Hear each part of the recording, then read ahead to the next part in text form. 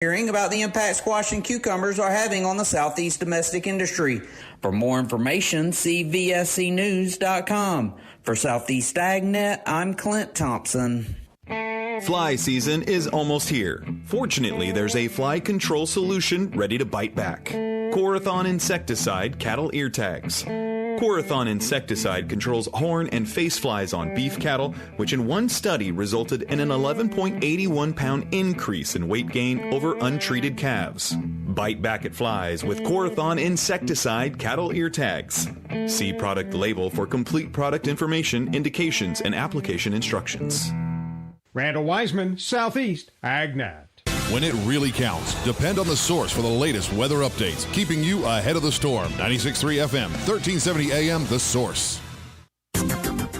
We'll have plenty of sunshine today. Should be a nice day with a high of 86 to 89. Then patchy clouds this evening, low tonight 61 to 65. Wednesday will be sunny to partly cloudy, high tomorrow 86 to 88. Then look for a mix of clouds and sunshine on Thursday, high on Thursday 79 to 90. From the Florida Weather Center, I'm Holly Holdren.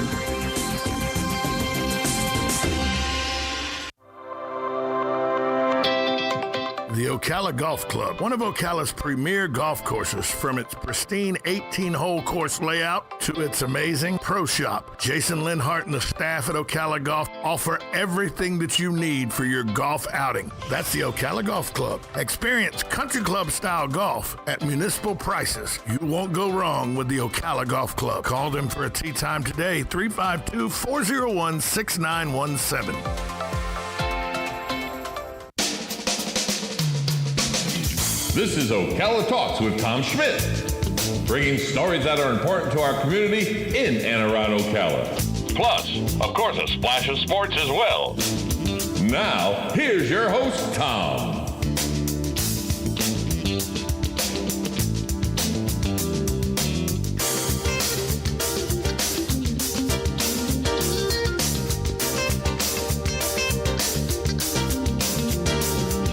Good Wednesday morning. It's hump day. I am Tom Schmitz, your host of Ocala Talks, coming to you live from the palatial studios of WOCA Radio, just outside the food court entrance to the Paddock Mall in the Brick City, beautiful Ocala, Florida. Palm Garden Health and Rehabilitation Center, they do a lot to help us here with Galen Unall from Life South, being brought to you by them every day. Palm Garden is located at 2700 Southwest 34th Street. They offer skilled nursing, physical, occupational, and speech therapy. If you got any questions how they're handling COVID-19, give them a call, 352-854-6262. Also, we got to thank the good folks at Penn Flooring. They're family-owned and operated, serving Marion County for over 30-plus years. They do both commercial and residential flooring. Go see their showroom at 1201 Southwest 17th Street here in Ocala, or give them a call, 352-351-3420. We thank both of those sponsors for being able to bring Galen Unall from Life South on with us every day. Galen, good morning to you. Hey, what's going on, Tom? How are you? A little tired today. Yesterday was a long day for me. I know people are tired of this back issue, but I'm 3 weeks from surgery yesterday. And yesterday I did an entire radio show, and then I went home and did some chores around the house with the dogs and stuff. Nothing real big, basically opening the back door and letting them out and policing the backyard so they don't, try to get out or anything, but still standing up. And then I did trivia last night till a little after 9:30. So I was a little tuckered when I got home last night. Well, yeah, man, you're burning the candle at both ends. You just don't understand how much trauma your muscles and all go through when you go through a surgery, and how they have to come back. You think that, they were dealing with my back. It shouldn't bother my back doesn't hurt now. It's my muscles and all that are hurting now. Yeah, I mean, atrophy sets in pretty quickly. Really quickly. I did learn, though, that my blood type is the second most common blood type that there is. A+. A A positive.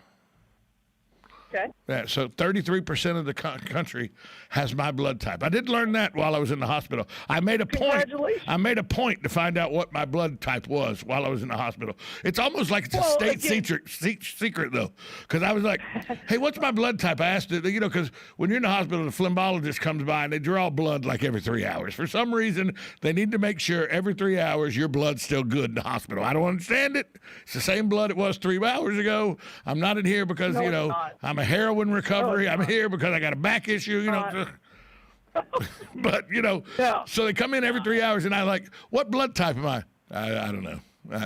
You'd have to ask your nurse. So I said, "Nurse, what's my blood type?" She goes, "It's in your file, I'm sure." And it took me like 2 days, and finally a doctor was in there with my chart, and I go, "Doc, what is my blood type?"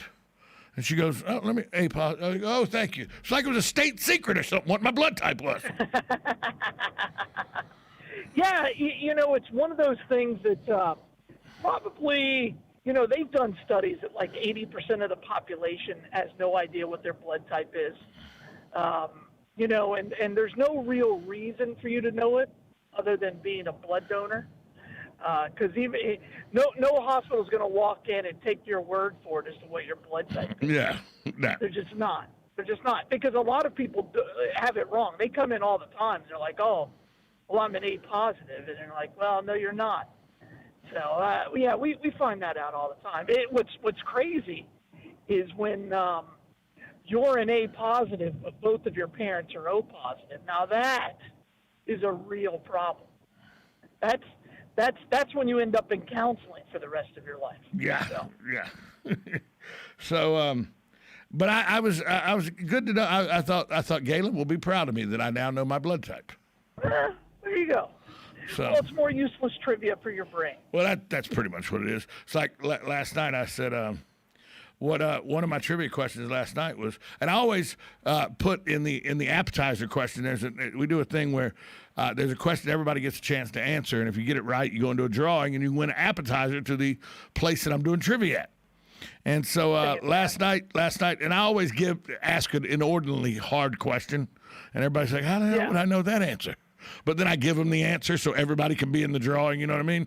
So, and last night it was another useless fact that only I would know or somebody from that area. What town in Georgia is known as the granite capital of the world? It's not a Coney, but it's over there near a Coney. See? Effington. Nope, it's right right next to Royston and Carnesville. Oh, really? It's that far Yep. over. I wouldn't have. Elberton, Georgia, the granite capital of the world. All right. Well, I know there's a ton of those granite places out there. Oh, the whole state of Georgia is sitting on granite, I think.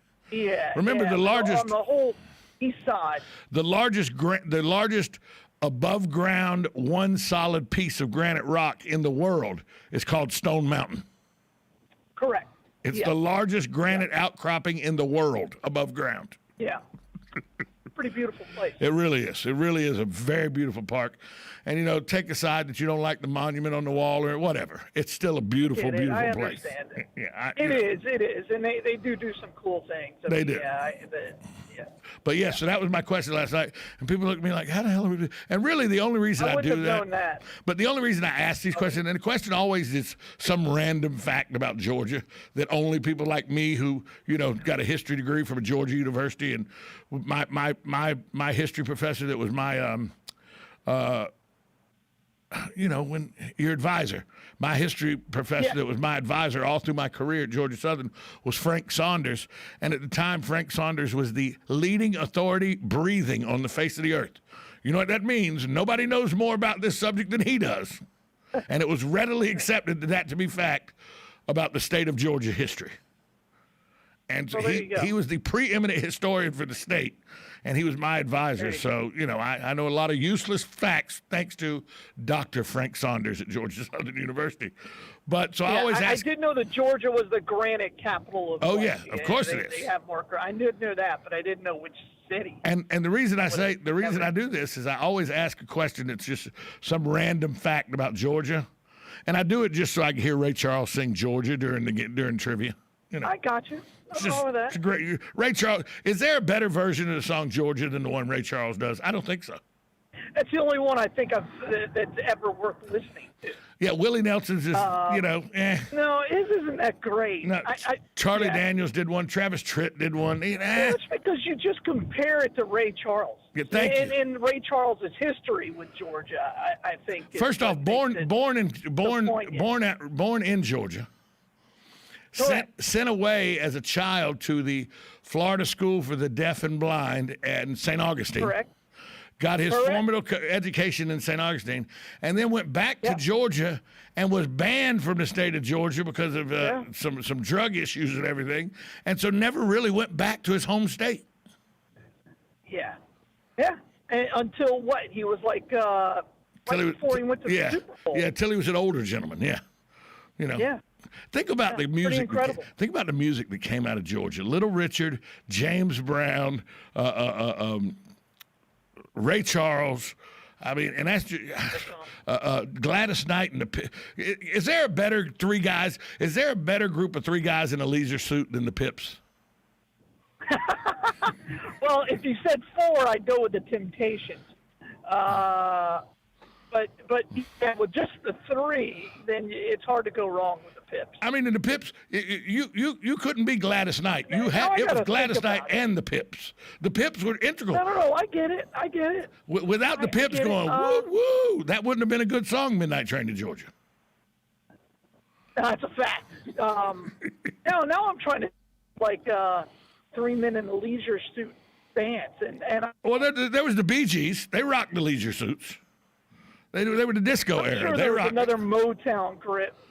Oh, I'm sure. Well, the Fifth Dimension with Marilyn McCoo and Billy Preston, they rocked the leisure suits. Yeah, but that's not three guys. I know. You see, you've really messed my brain up now. Well, all right. The Pips, hey, let's take a break, and you think about it while we're on break, and maybe you'll come up with an answer when we come back from break.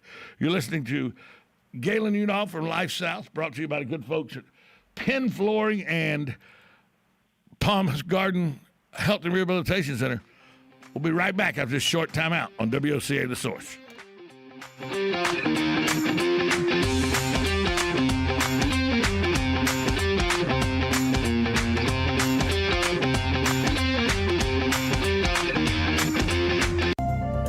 Hi, this is JP from Penn Flooring here in Ocala. I would like to invite you to come in and visit our spacious showroom where we have solutions for every style and budget. From wall-to-wall carpet to hardwood floors and tiles, we have an unsurpassed selection of flooring. At Penn Flooring, we've provided quality customer service with a family touch for over 25 years. Visit our website at pennflooring.com or come by our showroom, 1201 Southwest 17th Street, just over the bridge. Penn Flooring, quality customer service with a family touch. Are you or your loved one being released from a hospital and wondering how you'll manage? Inform your physician that you want to go to Palm Garden of Ocala at 2700 Southwest 34th Street for your rehabilitation. Palm Garden provides pain management, post-discharge follow-up, diabetic care, psychosocial support, and so much more. Plus, they even offer outpatient rehab. This award-winning care facility has a team of licensed professionals dedicated to enhancing your independence. Call 352-854-6262 today. Now you did it. Are you completely insane? He's back. He, who must not be named. The man, the myth. The only guy in Ocala to eat his own weight in fried pickles. Twice. Now, you asked for it. Sorta. Live and in person. It's Tom Schmitz. Welcome back to Ocala Talks on a Wednesday hump day. Good folks at Penn Flooring and Palm Garden Health and Rehabilitation Center bringing us the ability to talk to Galen Unall from Life South. Galen, before we left, we were talking about three-piece suits, three-man groups that styled the leisure suit. You probably didn't come up with one better than the Pips, I'm promising you. No, I mean, the only other one I could think about was Smokey Robinson and the Miracles. But they rocked suits. They didn't rock leisure suits. Yeah, they rocked actual black suits and ties and, You remember the tuxes, but without the Miracle, there aren't the Pips. They're the gateway. And, of course. Diana Ross and the Supremes and the Smokey Robinson and the Miracles. Yeah. Without them, there's no Tony Orlando and Dawn. There's no Gladys Knight and the Pips. No. It's not. It's just not. That's right. Nobody's tying a yellow ribbon around the old oak tree without the Miracles and the Supremes. Maybe different. They came from different locations, but definitely Diana, I mean, owes everything to Smokey. But, and then you got the Temptations if you take out, one of their 4 lead singers. That would be the closest thing. But, again, the Pips were next level. They were. Right? They were 2.0. And the first place I saw it, the first place and I vividly remember it was 1974. I vividly remember it. I'm 8 years old, and I look at my older sister, who at the time is 14, and she's in the middle of her, loving music thing. She's got the Sly and the Family Stone album. She's got Led Zeppelin. She's got Hendrix. The Doors. She's all into this, right? The Hollies, Long Cool Woman in the black dress. She's all into this. And so because I'm a bigger kid, I'm hanging out with her, she's okay with me hanging out with her and everything. So we're hanging out, we're listening to music and everything, and we're watching a television show. She goes, "This is a great TV show." She turns it on. And now, remember, this is 1974 in Jacksonville, where there was still, it wasn't segregated like it was in the 60s, but there were still things that, during the daytime, people congregated together, but at nighttime and stuff, you did your own things. And there was programs that your parents, and as bad as this sounds, there were programs your parents would say, "You can't watch that, that's a black program," or "You can't watch that, that's a white program." I heard these conversations. Sure. Okay.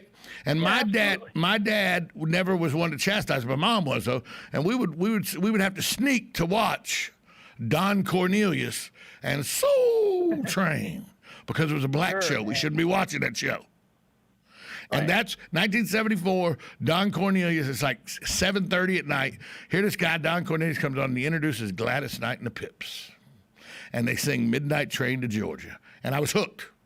That song, to this day, that is the song that hooked me into rock and roll music and into understanding that music had a theme and music had a reason and music could help you along in life. Was at 8 years old, I heard Gladys Knight and the Pips sing Midnight Train to Georgia.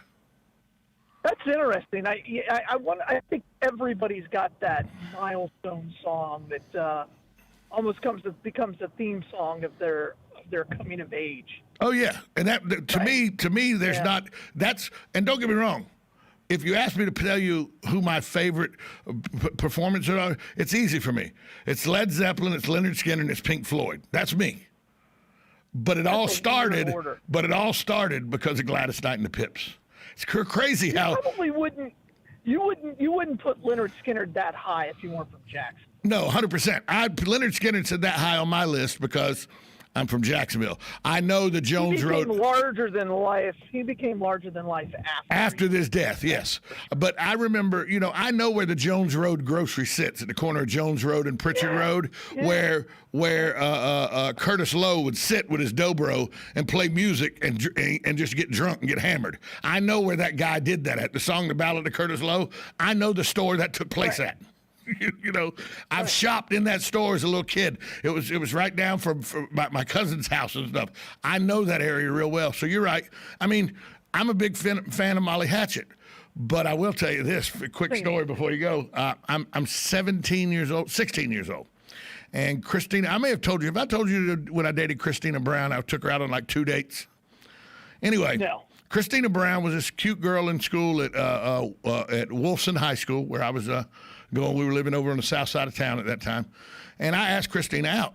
It wasn't really going, it's not like we're going out. Hey, you want to go to the roller skating rink with me Friday night or Saturday night? It was something like that, or the bowling alley, something mundane like that. She goes, yeah, but every boy that comes picks me up, my dad must meet first. I'm like, okay, this is the early 80s. That's good. Your dad takes it like you, fine. Nothing wrong with that. My dad's the same way, So I go, and she lives in the Country Club of Jacksonville, which is on Beach Boulevard. Nice big estate area. And now, I'm 16. I'm in the height of rock and roll music for me and everything. And I pull up in her yard, and here comes this guy, 6'2" probably, got hair down to his rear end, muscled up, tattoos on him. When back in the day, tattoos weren't the rage they are now. You know what I mean?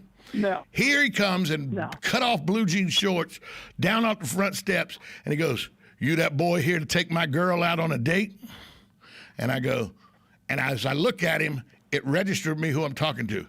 It's Danny Joe Brown, the lead singer of Molly Hatchet. I had no idea his daughter was Christina Brown. I didn't put two and two together. This man scared me to death. I told we went out one time. We went out another time. I said, I can't take you out anymore. Your dad frightens me. I can't. There's nothing I can do about it. That's awesome. That was my claim to fame. Is for 2 times I took her to a bowling alley and to Skate Road 13 on 2 dates. But Danny Joe Brown, the lead singer, Molly Hatchet, scared me too much, so I just couldn't take his daughter out anymore. Man, that's fantastic. That's a good story. That's a good story. But there's so much, with music and all that in the 70s. I never thought I'd end up being my parents, and I'm sure you never thought you would end up being your parents either. But how many times have you caught yourself? I've never said it audibly, but how many times have you caught yourself in your mind going, what the hell is that crap they're listening to? Oh, I try not to do that. I try not to, but it's in my head. It doesn't come out of my mouth. The some of the stuff, and my boys, they know it. They're like, I'm like, man, I'm like, do you understand the lyrics at all? I mean, there's no musicality to this.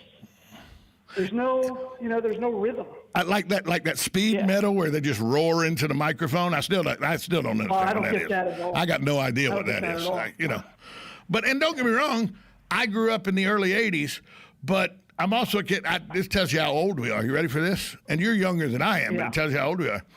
Last night I played a song that I know word for word. Here's a little story I got to tell about 3 bad brothers you know so well. You know what I'm saying? Paul Revere by the Beastie Boys. Absolutely. And it washed over me that song's 35 years old.